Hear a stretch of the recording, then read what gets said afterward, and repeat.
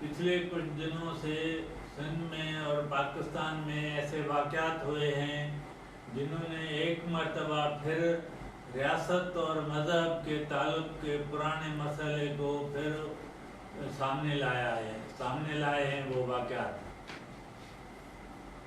پہلے سندھ میں مذہب کے نام پر کچھ لوگوں نے مسائل کھڑے کیے، احتجاج ہوئے، جلسے جلوس ہوئے،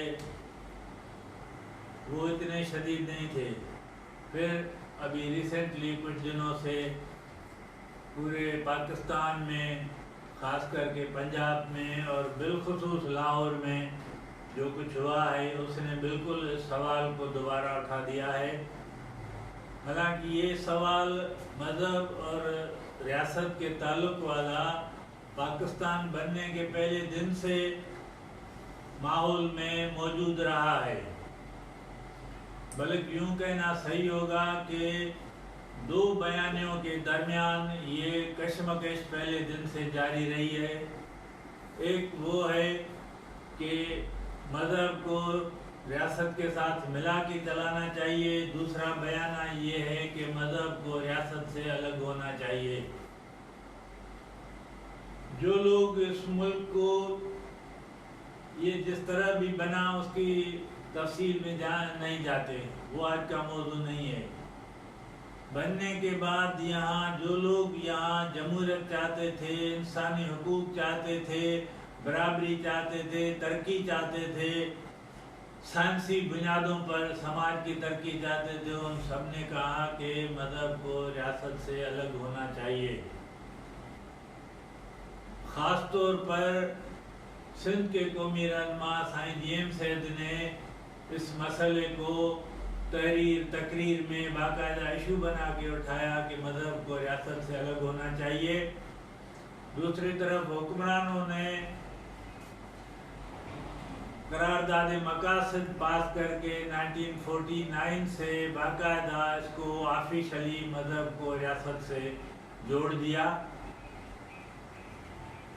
اس کے بعد 1952 میں ویانا کی عالمی کانفرنس میں سائیں جیم سید نے یہ کہا کہ گو کہ اس وقت سیکولر لوگ پاکستان پہ حکمرانی کر رہے ہیں، لیکن یہ جو قرارداد پاس ہوئی ہے اس پر ملک کو چلایا گیا تو یہاں پھر مذہبی انتہا پسندی کی تحریکیں چلیں گی۔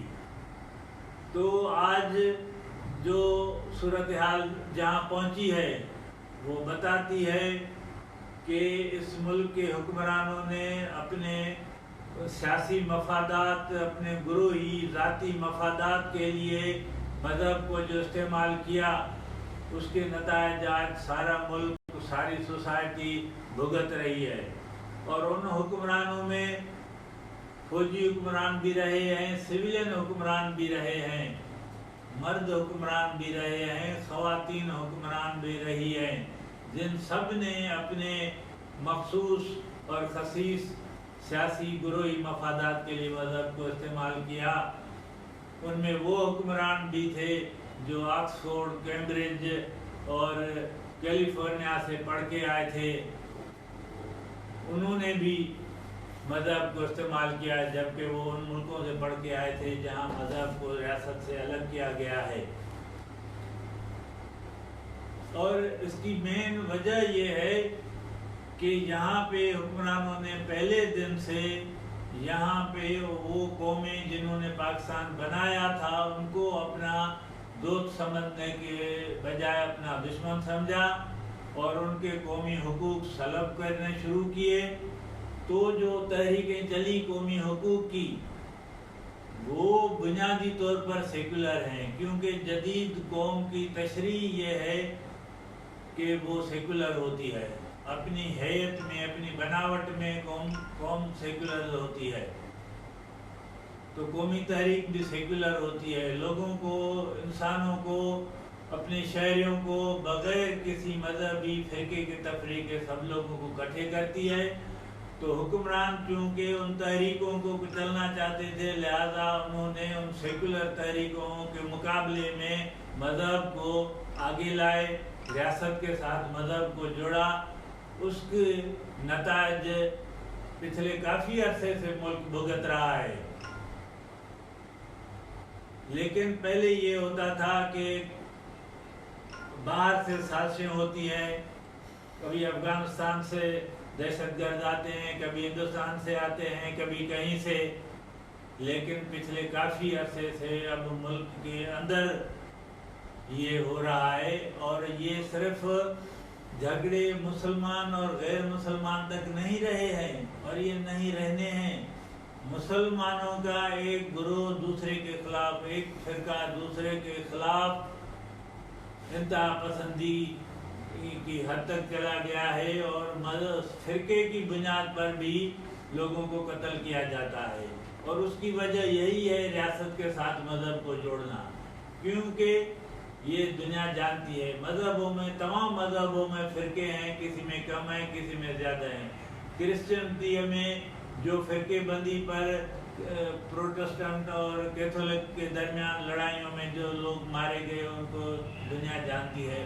تو اسی طرح جب آپ کہتے ہیں کہ ریاست کا مذہب اسلام ہوگا، تو پھر یقیناً وہ فرقے ہیں ان میں ہر فرقہ کہتا ہے کہ میرے والا جو اسلام ہے وہی صحیح اسلام ہے، وہ ہونا چاہیے. دوسرا فرقہ کہتا ہے کہ میرے والا اسلام لاگو ہونا چاہیے. اسی وجہ سے یہاں اتنی فرقے بندی ہوتی ہے. تو ہم یہ کہتے ہیں حکمرانوں کو کہ 70 سال کے تجربے سے سبق سیکھیں. آپ کا بیانیہ چلا ہے 70 سال تک، ہمارا نہیں چلا ہے. اس کے نتائج آج سامنے ہیں. آپ بھی بھگت رہے ہیں، ریاست بھی بھگت رہی ہے، یہ پورا سماج بھگت رہا ہے. لہذا اپنی غلطی کو تسلیم کریں، اور یہ جو ہمارے بزرگوں نے جو اس ملک میں جمہوریت چاہتے تھے، جو یہاں قوموں کی برابری، قوموں کے حقوق چاہتے تھے، انہوں نے جو بیانیہ دیا کہ ریاست کو مذہب سے الگ رکھنا چاہیے، تو آج بھی آپ اگر ان کو روکنا چاہتے ہیں تو مذہب کو ریاست سے الگ کریں. یہ پابندیاں لگانے سے نہیں تھا، آپ پابندیاں لگاتے آ رہے ہیں. 60 سے آپ پابندیاں لگاتے آئے ہیں. پھر وہ چیزیں آتی ہیں اور آپ پابندی لگاتے ہیں، پھر انہی جماعتوں کے ساتھ مل کر آپ کام کرتے ہیں، کیونکہ آپ کو حقیقت ماننے کو تسلیم کرنے کے لیے تیار نہیں ہے. کسی زمانے میں جماعت اسلامی پر پابندی لگائی، پھر جماعت اسلامی کے ساتھ مل کر آپ یہاں کے قومی حقوق لڑنے والے لوگ، ایون جمہوریت کے لیے جدوجہد کرنے والوں کے خلاف ان سے کرتے رہے ہیں. اسی طرح ریسنٹ پاسٹ میں دوسری مذہبی گروپ جو پہلے سے موجود تھے یا جو تیار کیے گئے، ان کو آپ پابندیاں لگاتے رہے. پھر آپ وقت کے ضرورت ان کو آگے لاتے رہے، لیکن صرف اس لیے کہ قومی حقوق کی تحریکوں کو روکا جائے جو سیکولر ہیں اور جو دنیا کے جدید ترقی کے جو معیارات ہیں ان معیارات کے مطابق یہاں وہ لوگوں کی ترقی کے لیے کام کرنا چاہتی ہیں. تو وقت نے ایک مرتبہ پھر یہ فیصلہ سنایا ہے کہ مذہب کو ریاست سے آپ جوڑیں گے تو تصادم ہوگا، انتشار ہوگا، لڑائیاں ہوں گی. لہذا وقت کی تقاضا ہے کہ اب بھی یہ بات تسلیم کی جائے کہ مذہب اور ریاست دو الگ چیزیں ہیں. مذہب انسان کا ذاتی معاملہ ہے، اللہ تعالیٰ جانے بندہ جانے، وہ اب حساب کتاب دے گا. ریاست تمام لوگوں کے لیے بنتی ہے اور وہ تب چلے گی جب تمام لوگوں کے لیے یکساں قانون ہوگا، اور یکساں قانون صرف اس وقت ہوگا جب ریاست سیکولر ہوگی.